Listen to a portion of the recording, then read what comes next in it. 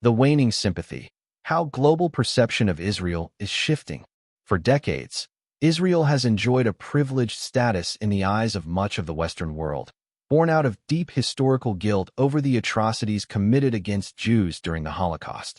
Nations like the United States, the United Kingdom, and France poured not only diplomatic support, but vast financial and military aid into the Israeli state, shielding it from criticism under the moral umbrella of never again. But in a rapidly changing world, that shield is cracking. The world is awakening. The same nations that once sympathized with Israel are beginning to look upon it with a skeptical, even accusatory gaze, not unlike the one once directed at Nazi Germany. It's a chilling comparison, but not an uncommon one today.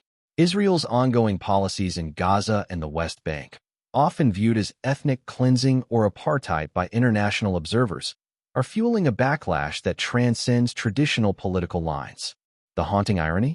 Many of the Arabs suffering today are themselves Semitic peoples, sharing the same ancient lineage as Jews, rendering the anti-Semitism accusation increasingly hollow when applied to critics of Israeli policy. This shift in perception is fueled by the democratizing force of the internet. Social media has become the new front line of geopolitical awareness.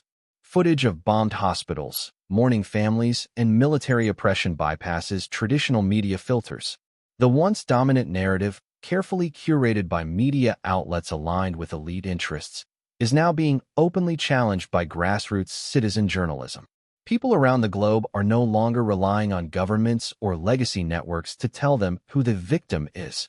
As a result, the old tactics of the Israel lobby, branding every criticism as anti-Semitic, leveraging influence through campaign financing and elite think tanks, are beginning to lose effectiveness.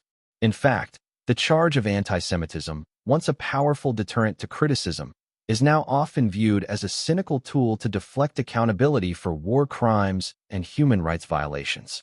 People are not afraid of this label anymore. They see through it.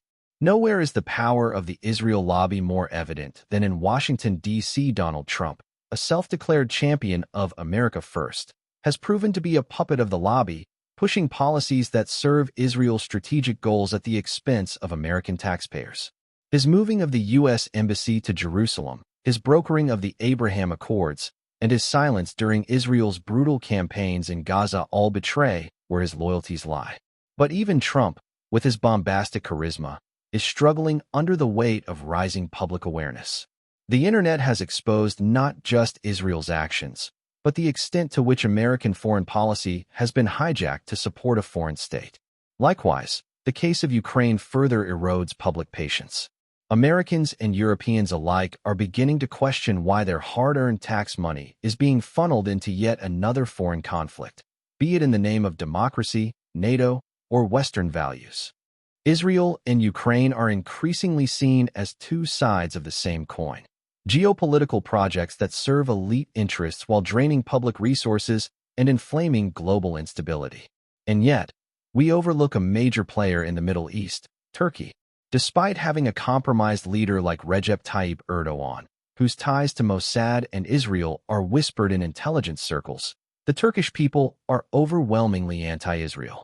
Erdogan may walk a careful line, balancing domestic Islamic populism with secret regional cooperation, but his days are numbered. The public sees through his duplicity, just as they see through the manipulation in Western capitals.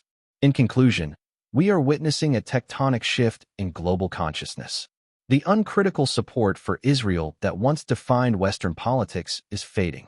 The victims of yesterday are not automatically saints today, and those who accuse others of bigotry to mask their own oppression are losing their moral high ground. A world once guilt-ridden is now disillusioned.